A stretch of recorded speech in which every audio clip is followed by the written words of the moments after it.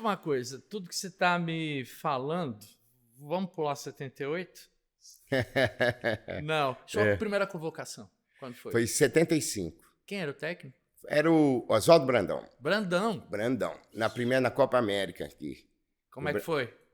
Foi legal. A emoção. Foi emocionante. Quer dizer, não foi porque era o seguinte, na verdade começou essa seleção, estava sendo feita uma seleção aqui. A renovação, porque 74 o Brasil perdeu, vem aquela mesmo. geração de ouro. E também estava aqui mais ou menos o seguinte, uma seleção quase mineira, com o Tele comandando a seleção aqui. Aí o Brandão assumiu, aí fomos disputar a Copa América, que foi a primeira viagem internacional minha. Olha. Para onde, hein? Foi para Lima lá, que eu tive a oportunidade de conhecer o grande escritor João Cabral, né? Ele era embaixador no Peru. Uau. Então, aí eu fui vendo que o mundo era bem maior do que Ponte Nova, né? A gente vai vendo. Mas que incrível. Espera aí, a sua estreia foi na seleção, o primeiro jogo? Na seleção foi contra o Peru. Lá? Em Lima? Não, aqui. Aqui. Aqui, nós perdemos. Nós perdemos aqui e ganhamos lá. 75 significa que a Copa América. Copa América. E 78? Como é que vamos chegar? 78 é um ano crucial, né? Na sua história. 78 na Copa do Mundo. Na Copa do Mundo. Em 77 eu fui o maior artilheiro do Campeonato Brasileiro, que é uma média que prevalece até hoje, né? De um gol, ponto 56. Putz. Esse recorde ficou aí, ainda mantém, pela média mantém, mas pelos números ficou 20 anos aí, somente depois que passou a ter os 20 clubes aí, teve mais jogos, teve mais gols. Mas a minha média é muito alta ainda, 1,56 por jogo. Uhum. E então, em 77 eu era o cara. Aí fui convocado. E o Coutinho, o Cláudio Coutinho, o capitão Cláudio Coutinho, ele adorava o nosso time, né? Aí chamava o nosso time de Tizil, porque era uma correria e tal. Eu, Cerezo, Paulo Isidoro, Marcelo. E o Coutinho gostava muito de mim. E eu sempre fazia gol contra o Flamengo e tal. O Coutinho era um fã. E ele... Mas em 77 eu dei uma entrevista aí muito polêmica para a época que... Então vamos entrar nesse ponto. Primeiro, Cláudio Coutinho, lembrando, é militar. A comissão técnica toda Camerina era coronel, Admildo Chiron, André Richer, coronel, tudo... Vamos contextualizar o ambiente. Brasil em plena ditadura, comissão técnica, a relação da seleção tinha ainda um uso político, né, muito forte dela. Heleno Nunes, presidente almirante Heleno Nunes, e tem o seu famoso... sua marca registrada, o seu gesto.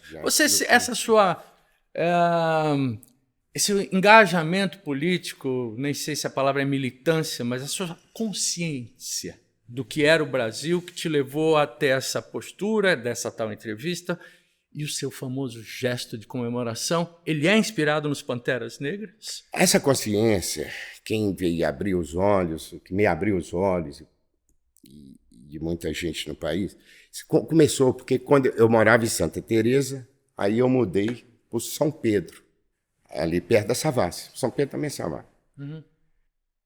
E do lado da minha casa, quem morava era o Frei Beto. Tá explicado. Quer dizer, o Frei Beto morava em São Paulo, mas foi logo quando ele saiu da cadeia. Uhum. Aí ele vinha visitar os pais dele, aqui a mãe dele. Aí que eu conheci o Beto, que o Beto começou a aplicar, abrir os olhos, fazer a cabeça, mostrar que uma outra realidade.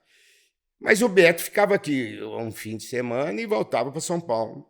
Mas o pai do Beto, o doutor Antônio Carlos Cristo, que era um juiz, né, escrevia, também tinha coluna no jornal, que também tinha e o Léo, que era meu amigo, mais da minha idade, irmão do Beto, a gente sempre, à noite, conversava ali um pouco, nessa época da ditadura política, né? Pesada. A gente sempre sempre com essa preocupação de sair dessa opressão, de sair dessa ditadura, sempre buscando assim, mais liberdade, uma democracia, sabe? Uma expectativa melhor de mundo do que ficar dentro daquela que era um país pobre, sombrio e oprimido. Mas cabe dizer que você estava inserido no meio futebolístico que é extremamente conservador. Sim. Da Copa 74, Gerd Müller, da Alemanha. Sim. Grande artilheiro. Ele fazia o gol, ele ia lá. E tinha o Paul Breitner também, que era... Fazia o símbolo nazista, né? Peraí, o Breitner era da outra. Uau! O Müller fazia, ele ia lá e... Nossa, nunca me toquei nisso, era aí criança. Eu falei, cara nazista até hoje. Então, aí eu falei assim, eu já tinha dado um posicionamento assim mais progressista, né? Digamos assim.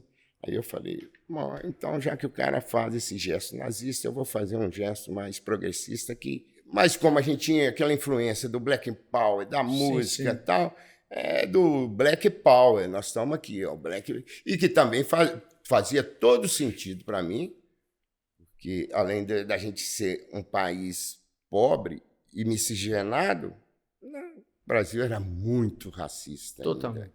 Então era um gesto também para combater esse racismo. E quero juntar dois aspectos que eu estou entendendo da sua personalidade, da sua formação. Essa consciência social, né, digamos, progressista, revolucionária, e a tua relação com o catolicismo, ou uma parte da Igreja Católica, que teve um posicionamento muito importante também, os dominicanos, mesmo o Frei Beto. E tem um episódio que muito importante, da Libertação. Teologia da Libertação, na sua vida, que eu queria que você mencionasse aqui, foi quando você assistiu à missa do Papa João Paulo, aqui em Belo Horizonte, e me disseram que é uma história comovente, porque você levou sua mãe. Como foi isso? Conte para nós. Nando, eu até arrepio aqui. Porque realmente foi um momento maravilhoso, quer dizer, foi supremo para mim, porque primeiro a gente recebia a santidade, né, João Paulo, né? E minha mãe católica, fervorosa, e fomos para ver o Papa lá no alto da Afonso Pena, né, para ver a missa do Papa lá. E aí, mais uma vez, o Dom Serafim, que era o arcebispo, atleticano doente, Dom Serafim, ele aquele negócio, saía do estádio para comprar outro ingresso quando eu fazia um gol. Dom Serafim, com o Papa lá, já todo lá, aí Dom Serafim começou, rei, rei, rei, o Papa é nosso rei. Aí o Papa e o povo todo começou a gritar, né? Porque até hoje gritam que Reinaldo é nosso rei, até hoje. Aí, pô, aquela multidão, mais de 1 milhão de pessoas gritando, rei, rei, rei, rei, o Papa é nosso rei. E eu vendo que era do Dom Serafim, e o Papa perguntando, Dom Serafim explicou para ele que era um jogador. Então, ouvi aquilo ali durante uns 10, 15 minutos, eu e minha mãe no meio do povo ali. Nossa Senhora, era uma coisa divina. Foi uma sensação assim, divina. Tinha luz, tinha alegria, tinha tudo. Uma espécie de redenção, né? No Papa, vibramos mais que num campo de futebol, no meio da multidão ali de católicos. Foi um dia maravilhoso. E minha mãe... Conte dela. Minha mãe, até chorava, né? Ficou muito emocionada e orgulhosa. Bem, eu estou emocionado e acho que nesse momento vou dar uma pausa aqui. Dá uma pausa.